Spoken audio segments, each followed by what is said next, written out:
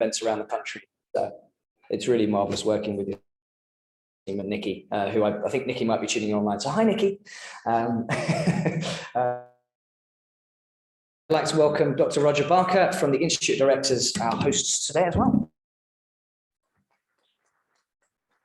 Well, welcome to everyone. Well, and congratulations on completing your net zero tour. Really fun for the IOD to be involved with you through every step of this process. Media, we were getting a bit worried about you when you ran out of juice somewhere, whether to send an official IOD search party out for you, but you know, you over now, and it's really tremendous because I feel that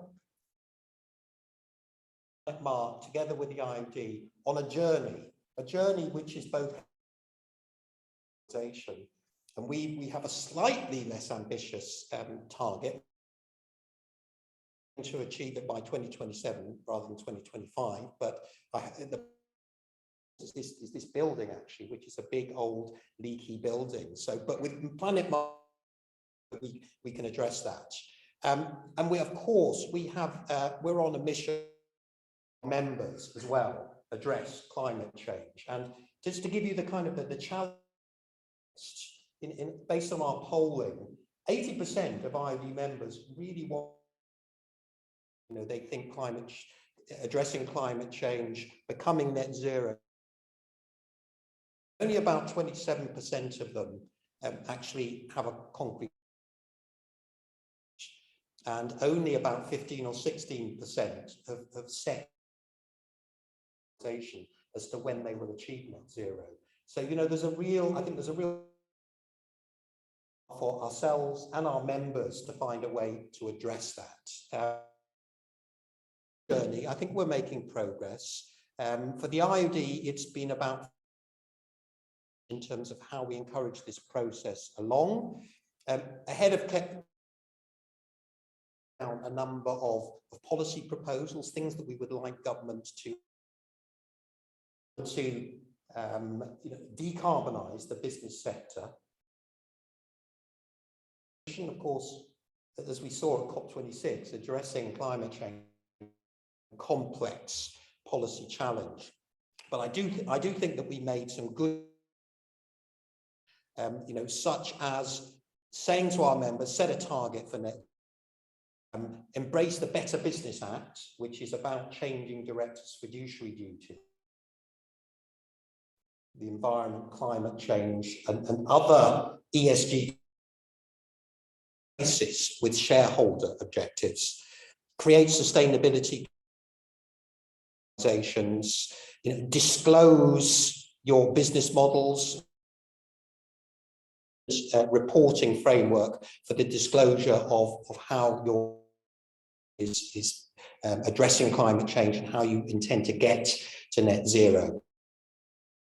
A range of good proposals, but this is a journey, and very much looking forward to working with Planet Mark, and particularly Andrew. I want to thank you. The huge playing in all sorts of forums within the IOD, whether we're talking about there's a task force which is advising us on how we can impact on our members and our own internal organization, and also in our expert advice, which advises us in terms of how we should try and influence the policy debate. That partnership between the IOD and Planet Mark will continue into the future. Of course, we all need to accelerate things. We all need to make faster progress. My conclusions from COP26, there was some progress, but it was disappointing, but other things were placed on the table, I guess, for the first degree, but we all need to redouble our efforts now. But partnership continue, and I really hope you enjoy the rest of this event here at the IOD. Thank you.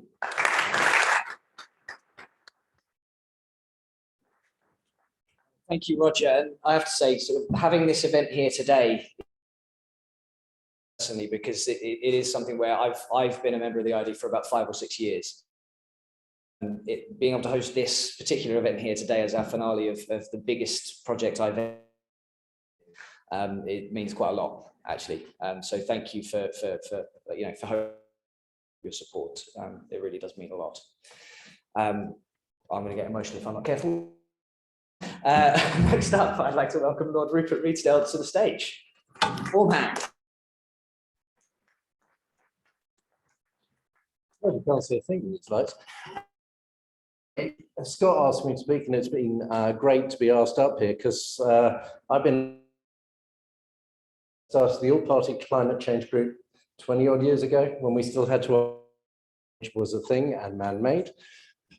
Thankfully, we've got across that, because who knew? So been working on that, did the Climate Change Act, but things. One is aspiration, and the other is OSM from over the next few years.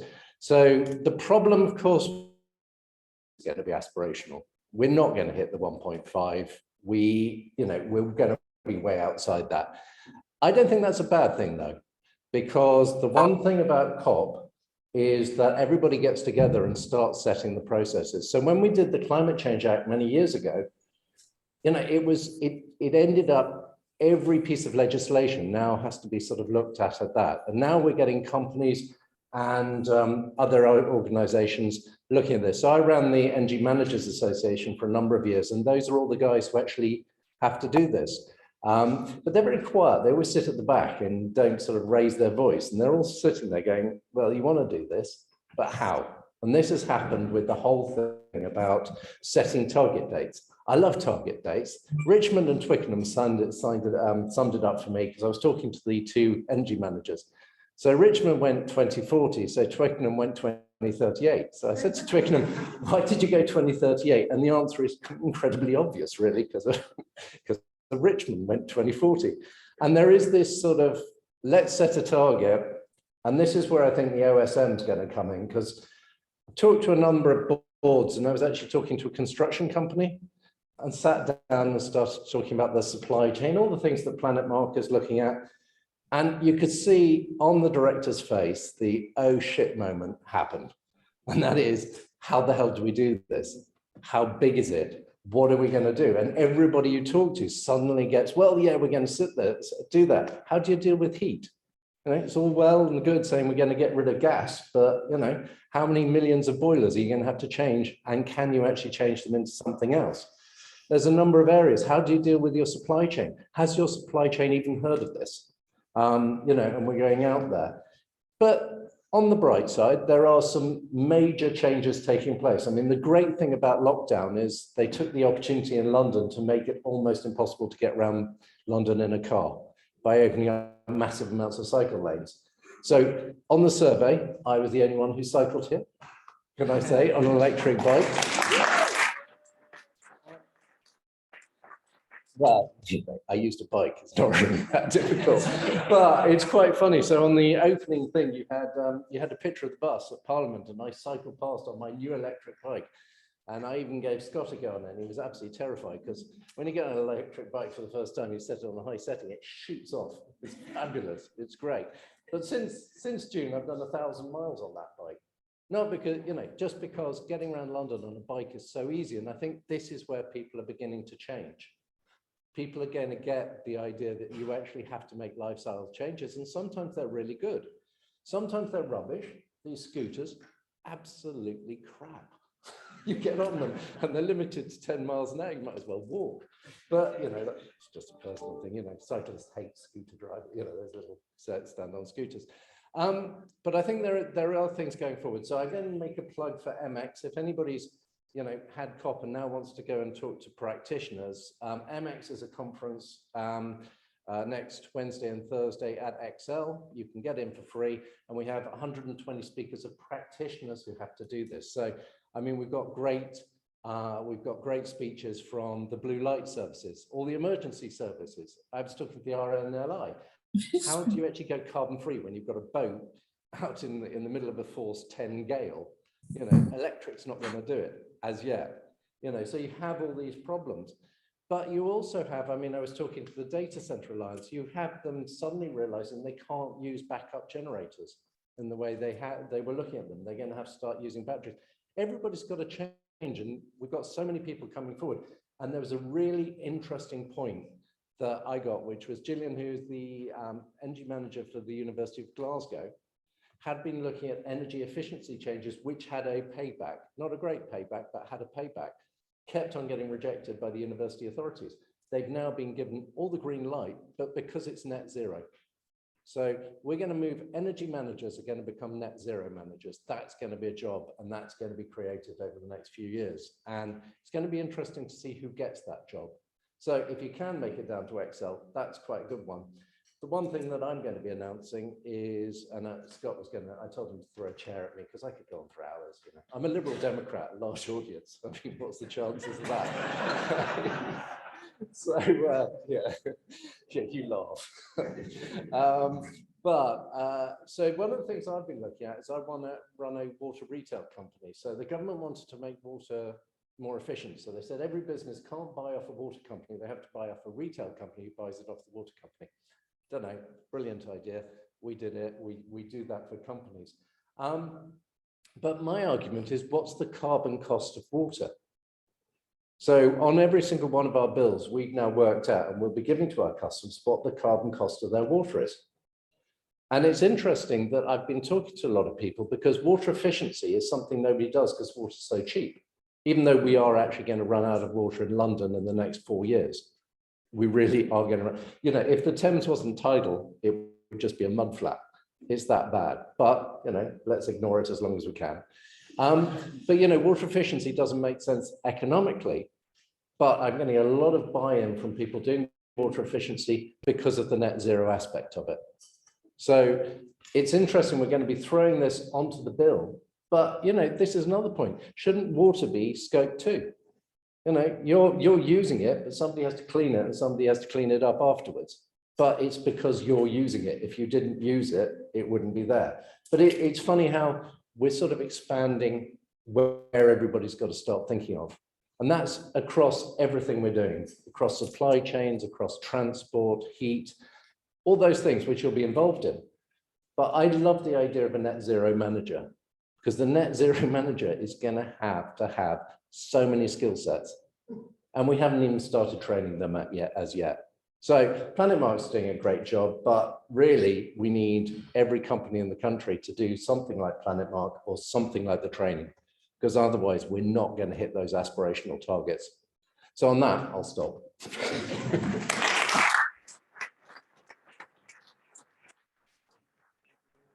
Yes, there is. If you go back to our social media in sort of June time, there is a fantastic video of Rupert cycling with our CEO Steve with a checkered flag in front of the bus just outside the House of Parliament, which is where this all began, actually. So it's quite poignant to have you here with us at the close as well. So thank you so much. Thank you so much for coming along. Right, so Race to Zero information session, carbon jargon busting. Are we all ready to do some carbon jargon busting? So first of all, if you're not familiar with Planet Mark, we certify organizations for carbon reduction and the creation of social value. We also work with construction, as you've heard from Prologis earlier. And so we support people on their journeys, essentially. It's the broad headline summary there. And this is the Zero Carbon Tour. That's the bus. You hopefully saw it outside on the way in. We will all go out and take a photo by it at about 2:30, just before we have lunch. But this is the bus. And we had 3 goals of the tour. The first was about raising awareness of COP26, which I hope everyone in this room has heard of at this point, given that it finished last week. So raising awareness about COP26, but also the Race to Zero campaign, the Together for Our Planet campaigns, which I'll talk a little bit more about in a bit. The second was to gather carbon stories, so tangible examples of what organizations and community groups and people are doing to cut carbon. And so we'll be hearing some carbon stories later. But if you've got a carbon story to share, please do come and see us as well, because we are capturing carbon stories as part of the tour and getting as many case studies together. We've already got over 200 going up onto a wonderful website called Carbon Copy, which again, I'll talk a bit more about later. The third goal was to get organizations to set credible net zero targets, if they haven't already, as part of the Race to Zero. And this was the tour. This is what we've done. So obviously we're down here at the little checkered finish line here today, but we've been all over the country, including in Northern Ireland, where we travel around in a double-decker hydrogen bus. So that gives you an idea of some idea of the extent of what we've done if you're new to this. But we've been on the road since June. Overall, we've done 14 weeks of touring. We've had over 8,000 people come to events exactly like this one. We've gathered over 200 stories. We've been to over 120 locations in total. So it's been a heck of a journey, and we've learned a lot along the way, some of which we'll be sharing with you today. I'd very briefly like to thank our tour partners. So we've already heard from the IOD and Prologis, who are co-hosting today, but also the Together for Our Planet campaign is the campaign that the UK government and BEIS, the Department for Business, Energy and Industrial Strategy, have been leading to get the public and organizations engaged with COP26, which from all of our experience, I would say has been a huge success. One of the big pieces of feedback that we got from UN negotiators up in Glasgow was that they have never seen a COP summit where there was so much engagement from organizations and from CEOs of companies coming and lobbying them for the right things. And so there's always been lots of lobbying for the wrong things, but the right things were being pushed for by business leaders at this COP summit, which has helped move the needle forward and will continue to do so. The Race to Zero campaign, I'll talk a bit more about shortly, but is the United Nations campaign to get all organizations setting credible net zero targets under a framework that has that transparency and consistency to it. Carbon Copy is where you'll find all of the carbon stories that we've been gathering, as well as all of the other local councils across the country. I think probably in excess of 1,000 case studies will have been captured and uploaded onto there. It's a phenomenal resource that I'll show you a bit more on later. And then Roadchef have been helping to house and feed us as we've been traveling around the country, because we have been literally everywhere. So COP26 stands for Conference of the Parties, because the United Nations is great at catchy acronyms. And it was, if people weren't familiar with, why 26, why this, one in the sequence, if you've heard of the Paris Climate Agreement, that was COP21. They happen every year. Next year, COP27 is happening in Egypt, Sharm el-Sheikh. The year after that will be in the United Arab Emirates. So it moves to a different sort of continent every year. But we were the hosts this year in the UK, which gave us an opportunity to influence the outcome in as positive a way as we could. And we did our damnedest to do that for sure. So this is the Race to Zero. I'm not going to go through this in that much detail now, but broadly, there are 4 criteria that you have to meet to set a credible net zero target. First, you have to pledge at a head of organization level to reach net zero as soon as possible before 2050. Your target is already 2050, whether you know it or not, because that's UK law. UK law is 2050. If you're in Scotland, it's 2045. So we're all on this journey, whether we know it or not. So the question is not if, it's when. How far in advance of 2050 can you set your target? Then you have to come up with a plan. So within 12 months of joining, you have to come up with a plan to reduce by as a minimum of 50% by 2030. And you've got to have a plan on how you're going to do that. And then you have to take action. You can't just kick the can down the road. You have to be able to take action within the first 12 months after making your pledge. And then fourth and finally, and very importantly, you must publish. On an annual basis, you must publish your progress against those targets in the public domain so that people know where you are on your journey and where you're going. So those are the 4 criteria. But before we get too far into detail, it's important to do some carbon jargon busting, because we haven't actually specified what net zero actually is yet. So broadly speaking, by show of hands, who's familiar with scopes of emission, carbon? Who said they're quite familiar? Okay, decent number of people in the room. That's good. Okay, excellent. All right, so for those who aren't as familiar, first question, why carbon? What about all these other greenhouse gases? What about nitrous oxides and methane and all these other ones? And the answer is, when you hear someone like me say carbon emissions or show you a carbon footprint, what I really mean is carbon dioxide equivalent. You'll see it written as CO2e.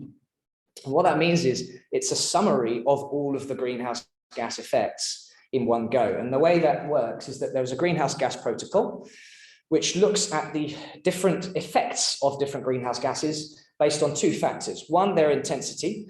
So take methane, for example. Methane has a much greater warming effect than carbon dioxide. It's like a much thicker blanket on the atmosphere. It warms us up more, but it doesn't last as long in the atmosphere. So the duration isn't as long. And so based on that, the duration and the intensity, scientists calculate and say, roughly this much methane equals this much carbon dioxide. So in this instance, for every 1 part of methane, it's equivalent to 120 parts of carbon dioxide, by way of example. That's how that, so it allows us to summarize it all into one single metric. And as human beings, we like simple metrics that we can focus on one thing rather than 15, 20 different things at once.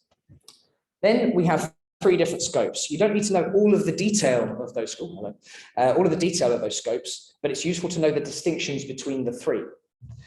Scope 1 is the fuel that you burn. So if you have a gas or an oil heater, or you have a petrol or diesel vehicle, you are burning that fuel yourself and you are directly causing those emissions. Scope 2 is the energy that you use, because you're not the one burning the fuel, and hopefully increasingly it's coming from a renewable energy source, but you are the one consuming the energy.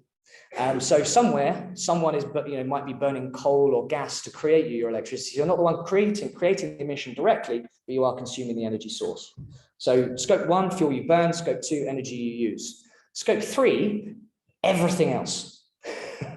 15 different categories of scope 3, everything else. So everything from your business travel, your waste, your water, your freight, your procurement, what you buy, where your pensions are, where you hold money and your savings. All of that falls within your scope 3.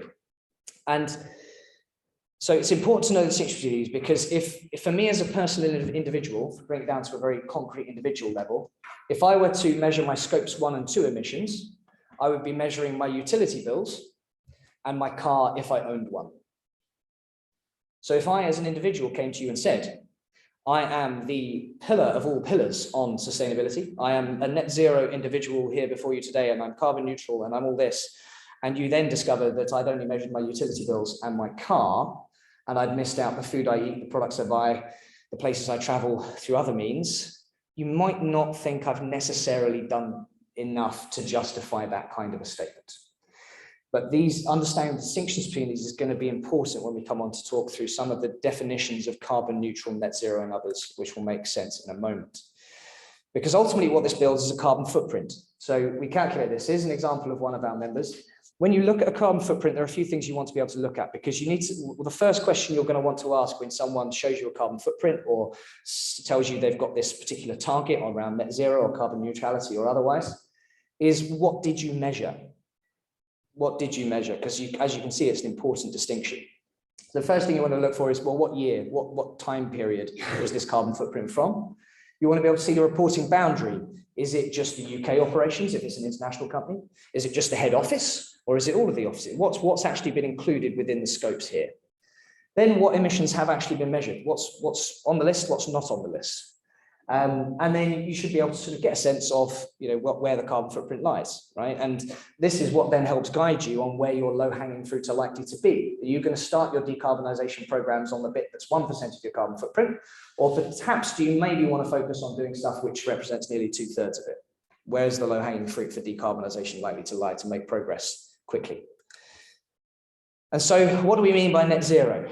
So remembering our scopes 1 and 2, the fuel you burn, the energy you use, you have to get that to 0. The way you do that is by doing things like switching to renewable energy, switching to an electric vehicle or a hydrogen fleet, zero emission fleets, and energy efficiency measures like putting in LED lighting and other things like that. So you've got to get that to the equivalent of 0. Scope 3, everything else, you have to get as close as possible to 0. So reductions are still very, very much emphasized here. And you do that through engaging with your suppliers. That's a really big piece of the puzzle. Waste reduction, travel hierarchies, the list of things that people will be doing on their scope 3 is very, very long. There are lots of things you'll be doing on that, but you've got to get that as close as possible to 0. And then only what is known as unavoidable or residual emissions that you have to justify, why are these genuinely unavoidable emissions, are what you use accredited carbon removal schemes to offset. And so that's carbon removal schemes are things that actively suck carbon dioxide out of the atmosphere. So it's your trees, it's your peatland, it's your seagrass, things that actively draw down carbon dioxide. There are some limited technologies on the way, but they are very limited and very expensive at the moment. So natural solutions are by far the best bang for your buck at the moment in terms of this. But just to emphasize, it is about unavoidable and residual emissions only. So what does this look like? Just to sort of explain the difference in offsets very briefly. So carbon removal, things that draw down carbon dioxide. The other type of carbon offsets is carbon avoidance.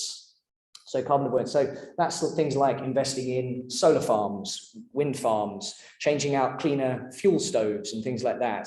They're carbon avoidance offsets because you're not, a solar farm doesn't draw down any carbon. That's not the role it plays. It's not sucking carbon dioxide out of the atmosphere. What it's doing is it's avoiding you putting more in because you're no longer burning coal or gas to create that energy. Make sense?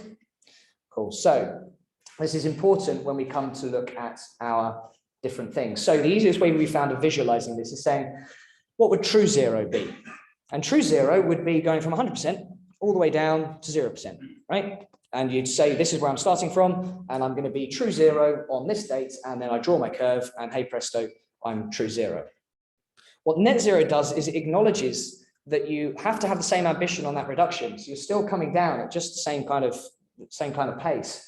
But it acknowledges that there are likely to be, for many organizations, there are likely to be some unavoidable emissions. So if I'm a bike manufacturer, there's going to be some embedded carbon emissions just in the frame itself, let alone in the production. So there are going to be some things that I genuinely cannot avoid in the creation of that product. And so only my unavoidable emissions at the bottom is what I then use carbon removal offsets to justify. So what's coming out in all of the guidance is that by 2050, you need to have achieved a 90% reduction from your baseline, and the last 10% or less is what you can justifiably argue as unavoidable emissions.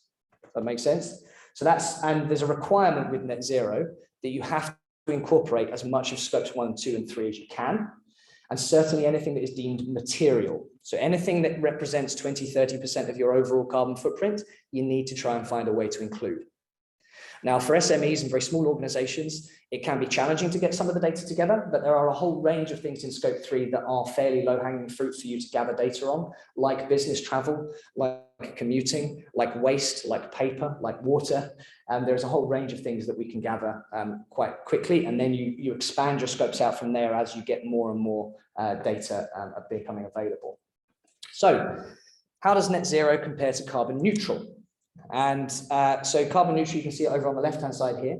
What carbon neutral means is, to begin with, so carbon neutral is governed by a piece of legislation called PAS 2060. And the minimum bar to achieve carbon neutrality, you have to measure your scopes 1 and 2 emissions, the fuel you burn, the energy you use, and you have to reduce those year on year. You have to demonstrate you're reducing those year on year. And then you use carbon removal or carbon avoidance offsets to offset 100% of your footprint now today. So I could offset 100%, I'd be carbon neutral here and now. But as you can see here, it's only a scopes 1 and 2 minimum. Some people will include more. Terms like carbon negative, climate positive, carbon positive, these are far more poorly regulated at the moment. Lots of stuff is coming in to start enforcing this. But carbon negative, climate positive, what they tend to mean is that people are saying that instead of buying 100% of their carbon footprint in offsets, they're buying 200%, 300%, or 400%, right? So they're doubling or tripling the amount of carbon offsets they're buying, and so arguably are carbon negative or carbon positive. They're all used interchangeably. But what we can see here straight away is if you're only, basically, it's not to say that carbon neutral and carbon negative, etc., aren't good things. They are, but the journey we are all on is net zero. Carbon neutral and things, they're good steps on the journey. They're nice steps on the journey, but they are not an end destination in and of themselves. So by all means, aim for carbon neutrality, but do so as part of a wider net zero strategy. And also the importance of transparency, because if someone's only, remember, if they've only measured their scopes 1 and 2 emissions, you may be missing as much as 90% of your overall carbon footprint has been missed. And so it's about transparently sharing what you've done and showing people where you are on your journey. So our call to action is essentially plot your curve. Figure out where you are now. What's your baseline? Where are you if you haven't already? And then plot your curve. When you set a target of 2025 or 2028 or 2035, whenever it is that is right for you, you can plot your curve, and that will then tell you what you need to do to achieve it. Because it will say, okay, well, therefore, I need to be reducing my carbon footprint by 10% per year, 7% per year, 15% per year. If I'm going shorter, then I'm gonna have to reduce by potentially 30% per year, right? So it tells you what you're gonna need to do, and then you need to align your plans with that. I did say there might be a quiz. All right, so get out your phones, slido.com, the code 302. And I promise I'm not just doing this to be mean, there is a point to it. And this has been reinforced everywhere we've been going. So these are all fake little examples. So Carbon Limited has found that it has 100 tons of carbon emissions through their electricity and heating bills. Think about what they've measured there. They commit to reducing their energy consumption each year, and they buy 100 tons of certified offsets, investing in solar farms. Think about what offsets those are. Have they made a net zero commitment? Have they invested in carbon removal offsets? Have they gone carbon neutral there? Have they gone carbon negative or positive, or none of the above? And you can imagine this on a company website, right? You can imagine this being listed on the sustainability page, the actions that they've taken. What do we think they've done? So I can see 55 people on here, 20 have voted so far. I'll give you a few more seconds.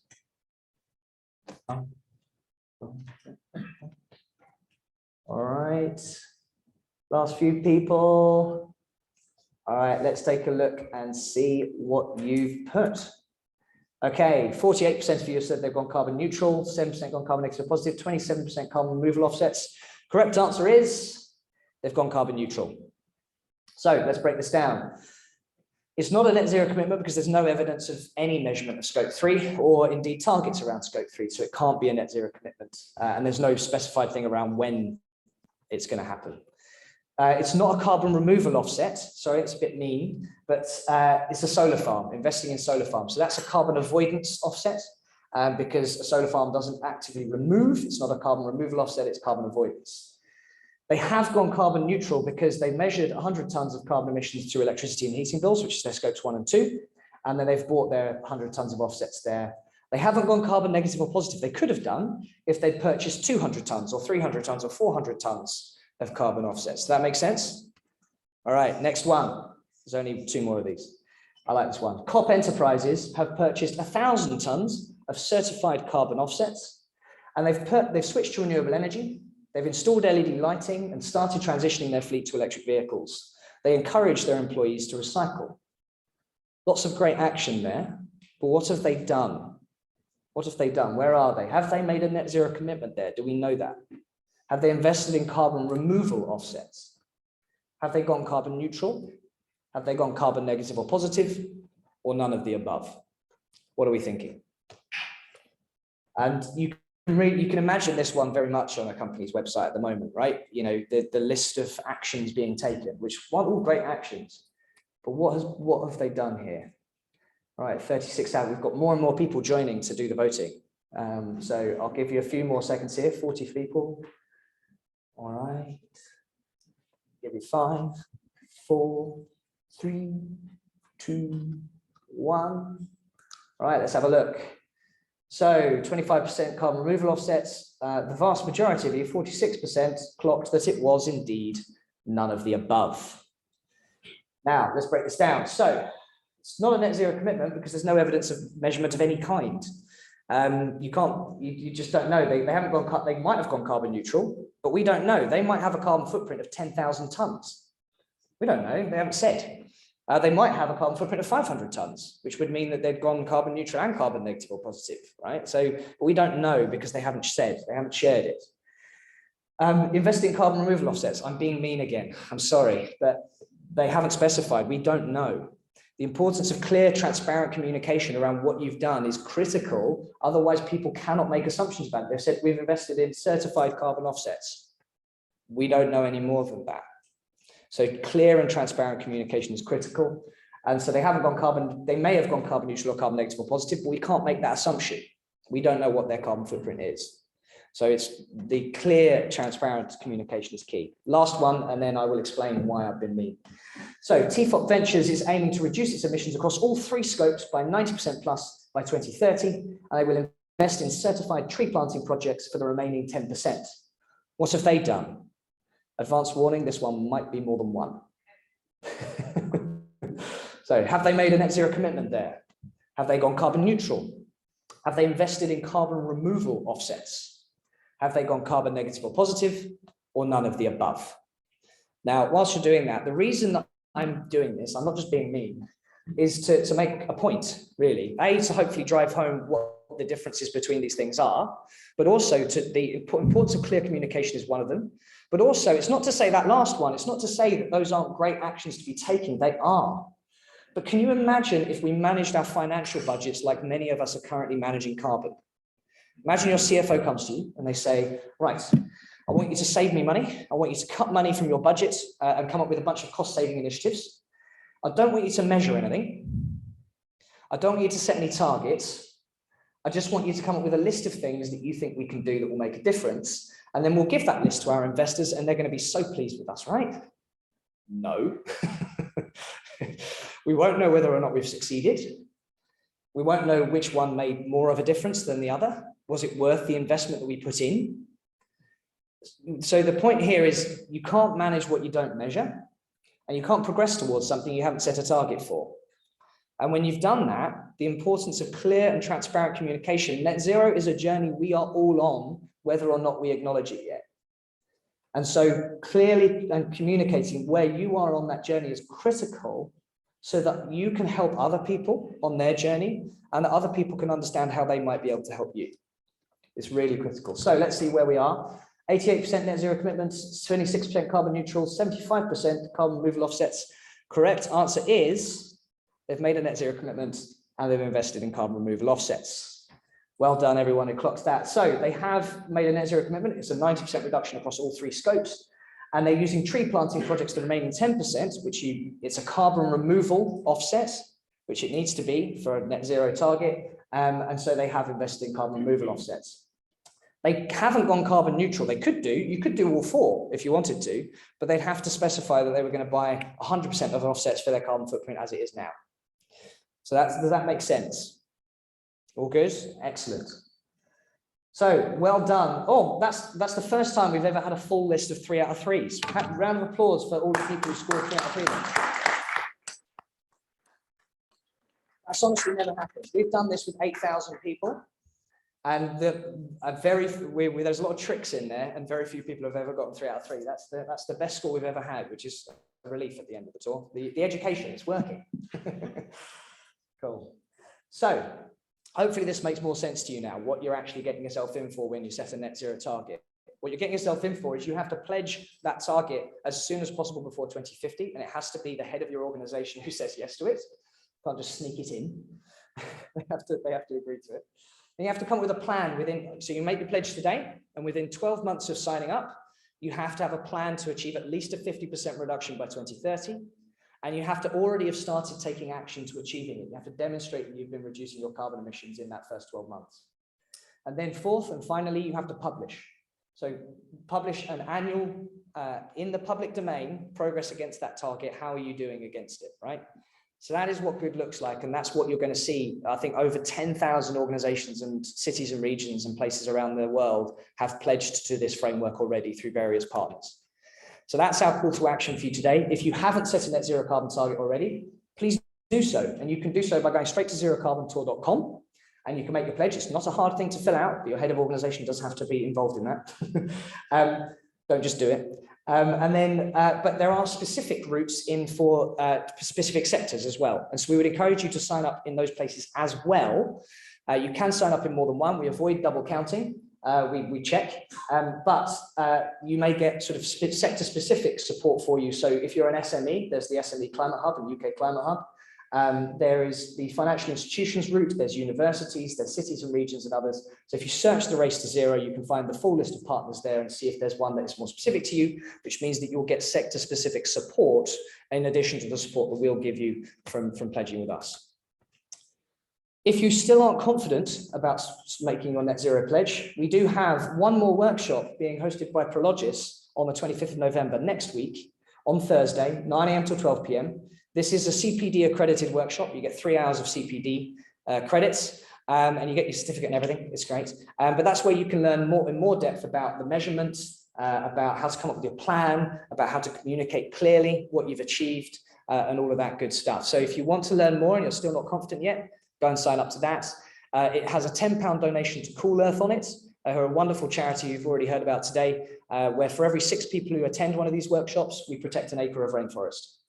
We were initially doing them for free, but we found they were massively oversubscribed and people weren't coming along and others were missing out. So we put a £10 donation on there. So do go to that if you would like to. Now, this bit's new because we're now post COP26. So I'm now going to share some of our feedback and thoughts off the back of what's happened. And we went into COP26 with 4 criteria that we were looking for in terms of a successful outcome of the summit. The first was, will countries deliver significant emissions cuts by 2030? And will there be a focus on 1.5 degrees of warming rather than 2 degrees? To put that in context, why 1.5 over 2 degrees? We heard Mia, the president of Barbados, share that 2 degrees is a death sentence for Barbados. Those were the words that she used. If we have 2 degrees of warming, and the best metaphor that I've heard that sort of helps to accentuate why very small changes in temperature can make a difference is that nature is very sensitive to temperature. How do I know this? Because if I were, if I'm, 1 or 2 degrees warmer in my own body, I'm running a temperature, I'm sick. If I'm 3 or 4 degrees warmer, I'm dead. That's in our own bodies. We are part of nature. That is what nature does when it reacts to temperatures. There are very thin lines of what we can inhabit. So this is why it's so critical to have that. So was this achieved? We've got a little tick, arrow, progress made, or X for failed. So with this one, broadly, no. Progress was made, but no, this wasn't achieved. And the reason for that is that the nationally determined contributions of all of the nations participating at the moment put us on a track of between 2.1 to 2.4 degrees of warming. We haven't got to the level that we need, and there haven't been significant enough commitments by 2030 to give us the confidence that we're going to be able to stick to 1.5. However, progress has been made because that's come down substantially already from sort of 3-4 degrees of warming, and also the emphasis upon 1.5 degrees has come forward leaps and bounds. We heard that from the UN team that we collaborate a lot with. They said that, at the Paris Climate Agreement in 2015, it would have been unthinkable for us to have gotten this many countries to sign up to a 1.5 degree aligned target. And the narrative now is really that people are on their, those who are pushing back against 1.5 degrees are sort of on their last arguments. The science has come forward so much that we know where the critical boundaries are likely to be and the climate tipping points that we are likely to reach. And so the 1.5 degree argument is winning. It hasn't won yet, but that's what we're going to be doing over the next year. Number 2, will developing countries get the finance support that they need to transition? This one, again, not achieved, progress made. So a 2009 in Copenhagen, a COP summit in Copenhagen, a commitment was made by developed countries like Britain, America, and so to provide $100 billion per year of climate transition financing to developing nations per year by 2020. In 2009, that peaked at 79.6 billion. So we missed the mark by more than 20 billion collectively. So we didn't achieve that target. And that's been one of the major pushbacks of developing nations, rightly saying, well, if you didn't achieve that as a target, we can't trust you on anything else. And so there's a big push for us to meet this. And the latest pledge by Rishi Sunak was that sort of the UK and Canada and a number of countries collaborated on coming up with a new timeline for when we will achieve this. And they're saying we will achieve 100 billion per year by 2023. So 3 years late. So progress has been made, but again, not where we needed it to be, not where we wanted it to be. Will negotiators agree the rules that govern the implementation of the Paris Climate Agreement? Tick. Yes, they have agreed the rules that govern. So this is the rules and the framework around how it will be implemented, what data countries will have to submit, and all of those things. That was achieved. Those were finalized, including some things around carbon markets and others. The fourth and final one, this one's a bit cheeky because it's actually like 5 different things, but it's will countries and corporations commit to breakthroughs in net zero carbon action and targets, green finance, energy, ending deforestation, methane reductions, and carbon markets. And on each of these, progress has been made. Wouldn't say that we're at the point where we can declare success yet, but progress has been made. So net zero carbon actions and targets, the Race to Zero campaign has done a phenomenal job of uniting things together. And I'll be talking a bit more about what that looks like and the impact it's going to have in the UK, the tangible business implications of what the ripple effect that is coming our way as a result of this. Green finance, a lot has moved forward. Around half of the world's assets now lie within funds who have pledged net zero targets and have pledged to move their funding toward net zero aligned assets and things. Energy, we've made substantial progress in decarbonisation on energy, and there's more and more of a push for renewables. So where we were in Scotland, last year, 2020, 97% of the energy that Scotland needed itself came from renewables. This year or next year, they're very likely to achieve the status of being a net exporter of renewable energy, which is phenomenal progress there. Northern Ireland will go the same way pretty quickly as well, I suspect. But we want to get there ourselves as well. Methane reduction, ending deforestation, you'll have heard the announcements. It's progress made because there was actually already a commitment to end deforestation by 2030, but there have been some new funding and financing commitments made because as our friends at Cool Earth have always said, and we love working with them, you have to support the indigenous communities, because you can't just say to someone who someone in Latin America or in Africa or wherever, oh no, don't cut down that one resource that you have that can help house you, feed you, and put a roof over your head. You have to come up with an alternative. You have to say, we're going to support you in making this land productive in another way that enables you to look after yourselves and your family. You can't just say, don't use it. Putting a fence up around the Amazon rainforest is not going to stop it from being cut down. We have to work with local people. So progress has been made there. Again, we need to see evidence that we're going to make it that fast. It's a very critical thing. Methane reductions, around a number of countries, I think around 100 countries pledged to reduce methane emissions by 30%, as we already mentioned, has a much greater warming effect. So we can lessen the temperature increases in the short term by doing that. So that's promising. And then carbon markets is how carbon credits, how sort of carbon offset credits will be traded. An important piece of progress on this was that they threw out the idea of bringing in all of the existing forests and things like that into that agreement. And the reason that's important is because all of our calculations already factored in the fact that we've got all these forests who are doing a wonderful job of sucking down carbon dioxide. So they've said that any new carbon offsets have to be additional. You have to be planting a new tree that wasn't already going to be there. You can't come up with fictions where you say, well, I wasn't thinking of cutting that tree down. And can I have a carbon credit for it then? No, we were already factoring that tree in. You need to add additional to it. So that's a promising thing. So if I were to personally grade the outcomes of COP26 in terms of the international agreements and outcomes, I'd be giving it probably about a 4 out of 10 overall, right? We haven't gotten to where we wanted to be or where we needed to be. And we saw that in Alok Sharma. You may have seen the video in which he got quite emotional at the end. And a big part of that was because of a watering down of some of the wording within the agreement at the end, where rather than moving towards a phase out of coal, it was a phase down of coal. Important distinction that allows many countries to continue investing in new coal mines, et cetera, which goes against what the International Energy Agency recommend. We also saw a change. It's the first time in history, a genuinely good piece of progress, I guess, is that it's the first time in history that a COP summit statement has included the word fossil fuels. I would potentially argue that that's like saying that a lung cancer summit that's been going on for 26 years has been leaving out the word cigarettes. But it's great that it's in there now. But again, a word was added to that. It was about fossil fuel subsidies. And the aim was to say, we want to phase out fossil fuel subsidies. And instead, the wording says, we want to phase out inefficient fossil fuel subsidies. Lots of room for maneuver there.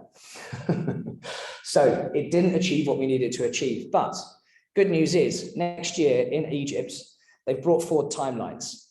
So up until this point, once every 5 years, this is why COP26 was so significant, countries had to come back with raised ambitions, raised targets, and a new strategy once every 5 years. Now they have to come back next year with a new one. So now's when we ramp up the pressure. Now's when we continue doing what we're doing, sending a signal as organizations, as communities, and as people that we want more. And that's both from interacting with our leaders and telling them this is what we want to see from you, but also it's about us as organizations, as businesses leading to say we're setting a net zero target that's going to be more ambitious, because how easy do we make it for our leaders? You know, how easy do we make it for Boris to go, oh, brilliant, yes, I'm going to up our targets a few percentage points because more than half of companies in the UK have set a net zero target. They're making my life easy. They've upped it, I can up our national ambitions, and then that national ambition helps to drive and put pressure on other nations. So we genuinely can have a ripple effect. And if you're an SME and you don't think you're big enough to make a difference, we've got a problem, because 60% of employment in the UK is SMEs, nearly 50% of GDP. So if SMEs don't think they're big enough to make a difference, we cannot achieve the carbon reductions that we require.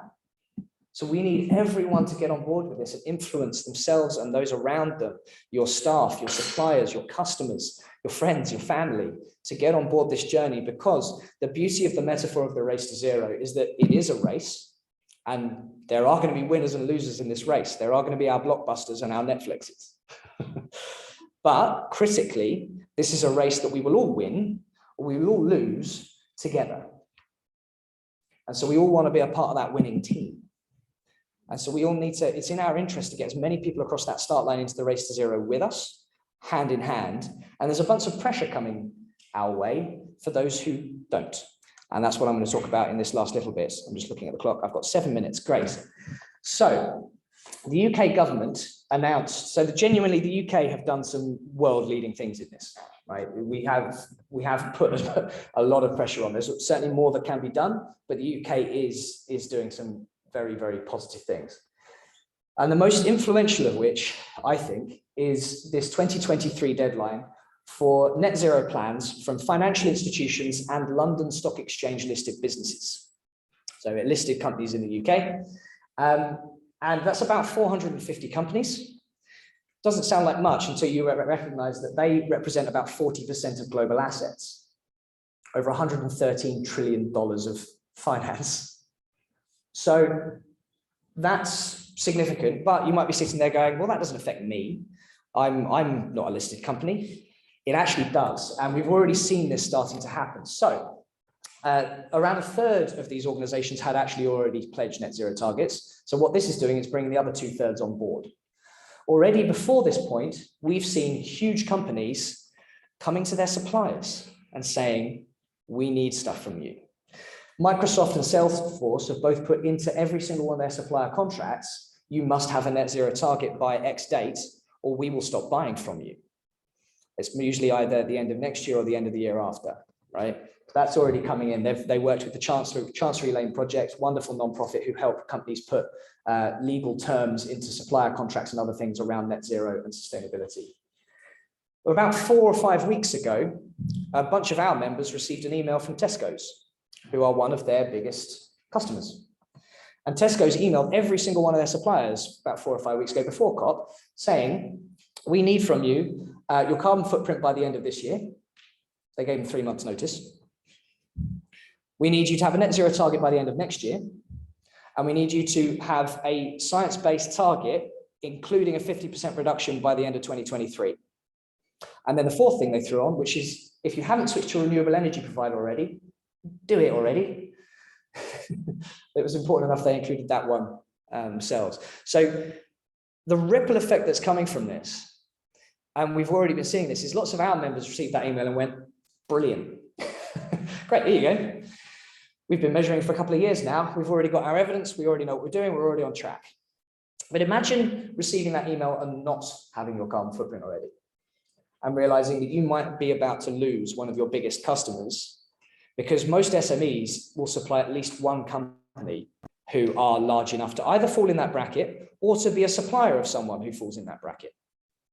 The other shift that the UK government did, and this has already happened, 30th of September this year, the government made a shift where the PPN, the Public Procurement Notice, changed, which means that any government contract, whether that be NHS, education, Ministry of Defence, you know, any number of different, you know, with local councils, any contract worth more than £5 million, you can't even bid if you haven't got a net zero strategy. Now, again, you might not be a company who's going for a £5 million contract, but do you supply someone who might? Because they're going to be coming and asking you for your data. So this is the ripple effect we're seeing. So that's a genuinely positive thing that is going to have repercussions throughout industry. And it's very much in people's interest to get ahead of the curve, because if your biggest customer comes to you and says, I need you to demonstrate that you're reducing your carbon emissions, think about how long it's going to take you to prove that. If you haven't started measuring yet, you've got to get a baseline before you can prove any reductions. And once you've got the baseline, it's probably going to take you about a year maybe to implement projects that will demonstrate reductions against that initial baseline. So you could be in a position where you've got, you know, a 1 to 2 year timeline to gather the data that your supplier is asking for, your customer is asking for.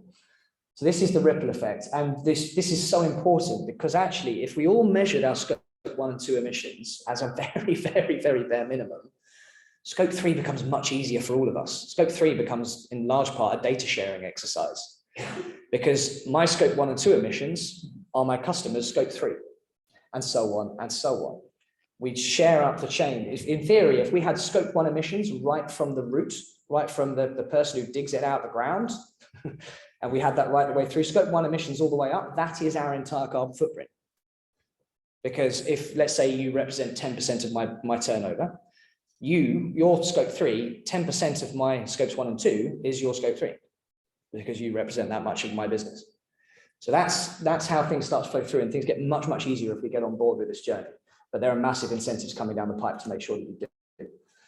The second big implication of announcements that were made during COP26 was a move to zero emission transport has been further reinforced. So you may already be aware that by 2030, no new sales of petrol or diesel cars, and by 2035, no sales of new hybrids. The new announcement on Transport Day, Wednesday last week, was that heavy goods vehicles, you will not be able to buy a new petrol or diesel vehicle by 2040 for HGV. Now, again, this is an example of how industry is moving faster than regulation, actually, because as we've been traveling around on the tour, we've seen some phenomenal examples of how things are actually moving much faster than that. So in the green zone, we saw JCB had hydrogen-powered diggers and you know, soil movers and all sorts of things like that. So that's promising. But more tangible than that, we saw how Glasgow was essentially pretty much an electric city.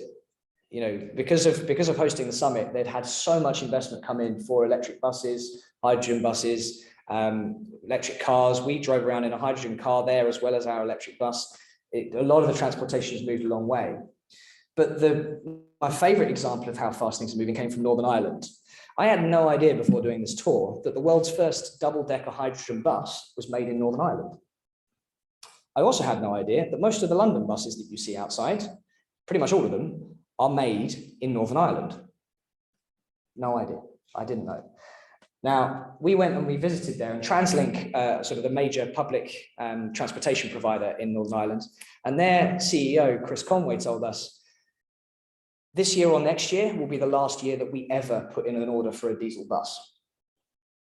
Because the value metrics have changed. We talk a lot about climate tipping points. There are also human, social, and economic tipping points. And they've reached a tipping point where a bus has a lifespan of 10 or 15 years. You know, 15 years is what they tend to aim for, but often they go on even longer than that.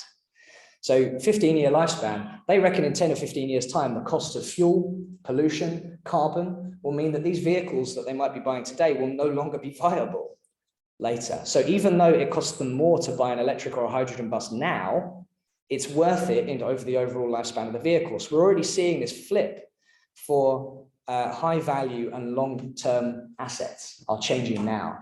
And that's having such a massive effect that the Wrightbus company, who made the bus we travel around on, who make a lot of London buses, this year, 30% of their production was zero emission vehicles, either hydrogen or electric, 30%.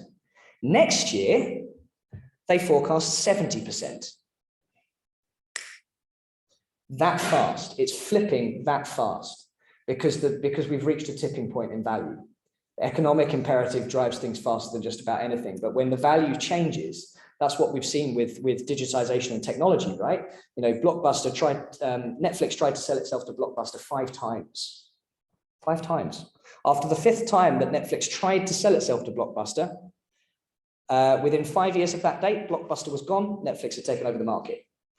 That was driven by economic imperatives alone. This will be driven by economic imperatives. The metrics are changing on renewable energy, on transportation, on communication, on all of these different areas are flipping. But this is not only going to be driven by an economic imperative, this is also going to be driven by a survival instinct. At a certain point, we are going to kick into survival mode. And nothing is more compelling as an argument to finding solutions to a problem than the potential for our own extinction. So things are going to move very quickly, and they are moving quicker than legislation. Net zero carbon construction and higher EPC ratings are needed, being needed. So this was another bunch of changes and things that have been coming into effect. So the first is we've seen examples of social housing retrofits going on across the country. And currently it's quite expensive to do, but it's being piloted because if you are a commercial landlord, so if you rent out commercial buildings, commercial offices, your property has to have an EPC rating of a B by 2030, or you can't rent it out. If you are a domestic landlord, you rent out a house, it has to have an EPC rating of a C by 2025, or you will face a £5,000 fine. Now, usually it costs less than £5,000 to make the upgrades to your house to get it to an EPC rating of a C. So it might be in people's interest to think about doing that. So you see how things start ramping up, and for social housing, they have to get the EPC rating to a B by 2030. So lots is going on, and they're demonstrating the impacts of that. So for example, in Swansea, we saw a pilot project there where they were retrofitting houses, and they would, you know, solar panels on the roof, triple glazing, insulation, battery storage for electricity. And they took the energy bills for that property down from £1,200 per year to £400 per year. Makes a big difference to someone living in social housing. Massive, massive difference. Now, the challenge with that at the moment is that it costs them £85,000 per unit to make those upgrades. So we will now be looking at doing these sort of collective national procurement and councils working together to procure things en masse to reach the economies of scale and bring down the costs of these technologies to get things moving faster. The other thing we're seeing is financial incentives. In our event in Swindon, we had one of our speakers was Nationwide Bank, and someone asked them, so are you planning to have different sort of rates, mortgage rates and things like that for mortgages and for loans against properties that have a higher EPC rating? And we're more than considering it, it's happening. We will incentivize people to have and buy properties that have a better environmental rating. Why? Because they're lower risk. If it has an higher rating, the costs of energy and things are going to be lower for the person living in it. They're more likely to be able to pay us back. They're less likely to be subject to flooding or other kinds of things that put the property at risk. So it's in our interest. Of course, we're going to give better rates to those who are in those kinds of properties. So that's coming down the pipe. We've already heard Roger mention the Better Business Act. So director fiduciary duties are beginning to shift towards being all stakeholders. And that's what if you've heard of, B Corp, we love B Corp, big fans. Part of, what you do with B Corp is you change your articles of association to say that instead of simply being accountable to shareholders, directors would be accountable to all stakeholders, including the environment and society and sort of the community. What the Better Business Act is it takes that principle and it puts it straight into the Companies Act, which means that overnight, all directors would have a fiduciary duty to all stakeholders, not just shareholders. And so these kinds of transitions are being backed by organizations like the Institute of Directors and many others to say that this is what will lead to better governance and better business. We're also seeing the boardroom in 2030. We attended an event with B Corp on Saturday in the middle of COP around getting all directors to sit together in a room and have a special board meeting where they talk about what will our board look like in 2030? Who will we be accountable to? How will we be making decisions? What data will we look at? What will our biggest risks be in 2030? Having these conversations now helps us understand the transitions that we can be making now that will make us far more resilient and far more profitable in 2030. And then the final sort of key insight that we wanted to share was the extent to which industry collaboration is picking up pace. And the evidence from this comes from the Race to Zero campaign. It's enormous how fast things are moving with that and how much momentum is being built. But also things like the Broadway Initiative, where so the Broadway Initiative, all of the different big business organizations, including the Chambers of Commerce, including the IOD, including the CBI, FSB, are coming together around this issue. And you know why? Because they recognize that this is more important than any of our sense of competitive nature. This is actually an issue where it is more, we can send a much better signal, a much better message by saying, this is so important, we're going to work on it together to make sure that our members and our communities have access to the best resources that we've all agreed are the best, rather than us trying to reinvent the wheel 20 times over. So big businesses are coming together. Rewired Earth is another example, which the IOD are involved in backing, which is with PwC, Microsoft, Amazon, Google, many others coming together to work on a global framework for aligning our business data with the Sustainable Development Goals, the badge I'm wearing here, the United Nations Sustainable Development Goals. They're going to find a way of aligning data with that so they can literally do a traffic light system, red, amber, green, on where your company stands with each and every single one of the SDGs. More and more stuff comes there. The Glasgow Financial Alliance for Net Zero, representing hundreds of trillions of dollars of wealth, that came together and said, these are financial institutions and asset managers backing this stuff. Huge industry collaborations are going like this.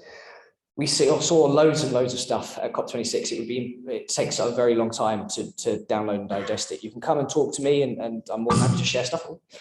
And I'll be, over the coming weeks, I'm going to try and download some of what we learned into articles and things, because there were a lot of sort of closed door conversations that we had, some of which I've shared here, that I think were genuinely useful to people. But if you have any questions, first off, I'll just round off. So I have to finish with a quote from David Attenborough, because it's just, you can't have a sustainability talk and not do that, really, can you? So this is what David had to say about this year, right? And although the outcome from COP26 wasn't where we wanted it to be, the industry engagement and the engagement we've gained and we've seen from the business community and from local communities and local organizations has been phenomenal. And you know, what David had to say about this year was that this is a crucial moment in our history. This could be a year for positive change for ourselves, for our planet, and for the wonderful creatures with which we share it. A year the world could remember proudly and say that we made a difference. So what we're asking from you is to be a part of that difference and to make that difference. And so our calls to action is to share carbon stories. When you do something that makes progress, for crying out loud, talk about it, because then you'll help everyone else pick up that same thing, copy it, and do it as well. If something doesn't go well, that's even more useful. You know what, this didn't work, and this is why. This is what we would do differently next time. You'll hear some of these stories today on stage, and we always find that is what gets people making progress, is hearing carbon stories and examples of what others are doing. So share those on social media, share those on your website, share what's working, what's not, and what are you learning. Second, make your net zero commitment if you haven't already. And sign up for a workshop. If you're still not confident, or even if you are, sign up for a workshop and you can learn more about what that means. And then third, write what you want to see our leaders do. You know, tell your local MP, write letters, send stuff to everyone. They do genuinely respond to bags of mail. So please, apply pressure and influence. Businesses have a role to play here that can drive significant change. That has already happened at COP26. That was the number one thing that we were at the end of COP26 party with all of the people from the UN, which was amazing. But the number one thing they said to us is that there was an unprecedented amount of pressure on them from businesses. They said they'd never seen so many CEOs turn up to a COP summit, ever. They'd never seen so many people, so many communities pushing for change, for public being so engaged. We need more of that. because they did that. We did all that and we didn't get to where we needed to be. So for next year, November, I think from the 7th to the 18th of November, that's when the next COP summit is happening. That is when all of our countries have to come together again and share their raised targets. Imagine if we get 50%, 60%, 70% of organizations in the UK to set a net zero target. Imagine the ripple effect that would have in driving change at an international level. We can do that. So that's our call to action for you. Any questions? I've answered all of the questions. That's great. I can't, yes. Could you repeat your facts about the SMEs employing 60% of the UK workforce? Yeah, so 60% of employment in the UK is small and medium-sized enterprises. So 6% of people in the UK work for an SME, and then they represent nearly 50% of GDP. So it's substantial, right? And actually, even when you go further down than that and you look at micro businesses, they represent a very large proportion. And if you look simply at the number of limited companies in the UK, I think it's something like 97% of limited companies in the UK are SMEs, maybe even more, might even be 99%. So we're, we are a very entrepreneurial nation. We have a lot of SMEs. And so SMEs can drive change. And one of the biggest ways you can do that is by communicating, because you talk to your supply chain. We all have so many suppliers, and you can influence them like that, because you just say, look, Tesco's are doing it. They're saying, you share your data with us and you tell us what your net zero target is going to be, or we will stop using you and we will go to your competitors. And until you come to us with your data, we are assuming that we're replacing you. So it really needs to be pushed forward. I think I've got time for one more question, but I'm getting the wrap up sign, and I'm around all day. Yes. Well, a couple of things. Really good talk. Brilliant. Thank you very much. Is it available online? And secondly, how do we cope with double accounting? Cool. Okay, right. So yes, in answer to the first question, I like a simple one. So yes, the event is being recorded and will be and can be shared. And indeed, all of the tour events that we've done have been recorded and can be accessed afterwards. And we will share the deck and stuff as well. So if you don't need to worry if you didn't get the photo you wanted, that will be shared. Double accounting. So it depends on what you're referring to with double accounting. So double accounting is in carbon emissions or offsets? Carbon emissions? Yes. Yeah. So ultimately, at the moment, the phase we're at is understanding the problem to a certain extent, right? We don't have enough data yet as a whole. So one of the big questions we often get asked is about benchmarking and being able to benchmark against similar companies or similar industries. And that's quite hard to do at the moment because there isn't enough data. So double accounting, as long as we are able to clearly break down what the emissions are and where they came from, you don't want to just have it was 1,000-ton carbon footprint. You want to have this much of it was that, this much of it was that, this much of it was that, et cetera, et cetera, et cetera, so that we can avoid those sorts of issues. But it's that's quite a long discussion piece. So let's take it offline, and there will be other people in the room. I'm Director of Community and Partnerships, so I lean heavily on our certification team to answer difficult questions, some of whom are in the room. So we'll have a chat afterwards, so we'll talk more about that. Cool. I think we're going to wrap up. We're going to have a break now. So a quick break to go and grab another coffee or drink. Toilets around there to the right. Thank you so much. And then we'll be coming back to do some work.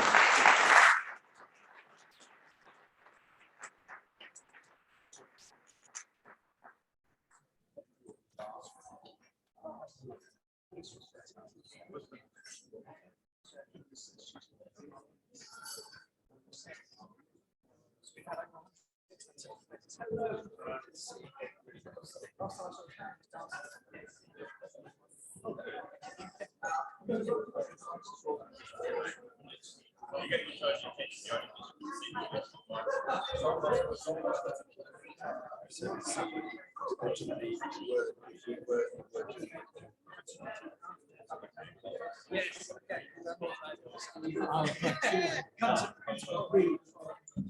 equipment. I want to take a picture of this, but I don't take a picture of the video. What? I don't take no picture. You don't take Are you on your phone? My phone, yes. Oh, yeah, sure. Thank you. Sorry. That's a video camera. I know. Okay. It's my camera. I want to take a picture with this. Yeah. That background. Back.